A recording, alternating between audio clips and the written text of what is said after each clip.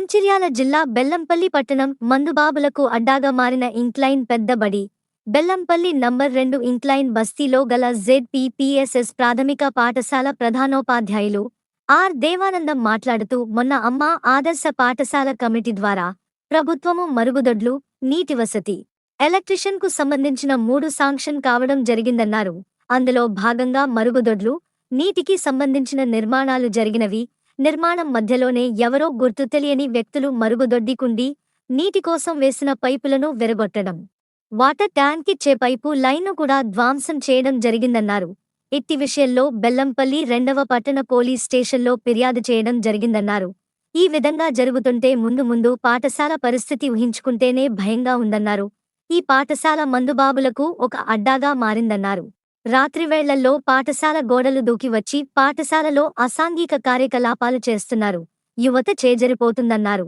ఇప్పటికైనా పోలీస్ వారు చొరవ తీసుకుని మా పాఠశాలను రక్షించాలని కోరారు. ఈ కార్యక్రమంలో ఆర్ దేవానందం, ఎం ప్రవీణ్ కుమార్ పాల్గొన్నారు.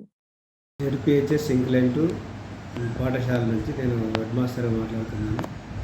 ఈ పాఠశాలలో మొన్న అమ్మ ఆదర్శ పాఠశాల ద్వారా కమిటీ ద్వారా ప్రభుత్వము శానిటేషన్ మన టాయిలెట్స్, తర్వాత నీటి వసతి, తర్వాత ఎలక్ట్రిఫికేషన్కు సంబంధించిన 3 కాంపోనెంట్స్లో దాదాపు 2,20,000 శాంక్షన్ అయింది.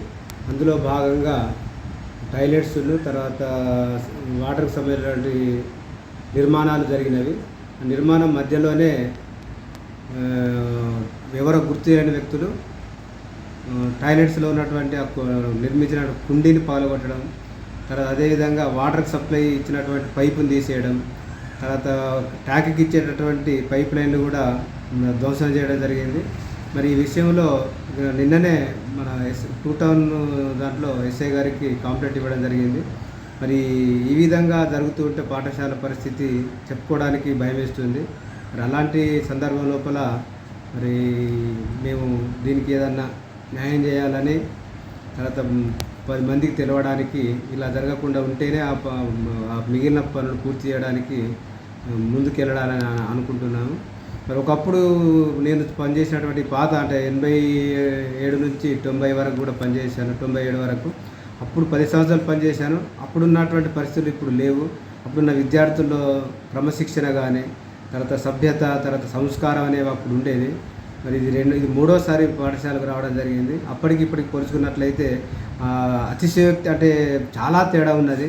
పిల్లల్లో ప్రవర్తన తీరు కానీ, పేరెంట్స్ యొక్క ప్రవర్తన కానీ, తర్వాత ఇక్కడ బస్తీలో ఉన్నటువంటి వాళ్ళతో కూడా ప్రవర్తన చాలా మార్పులు జరిగినవి.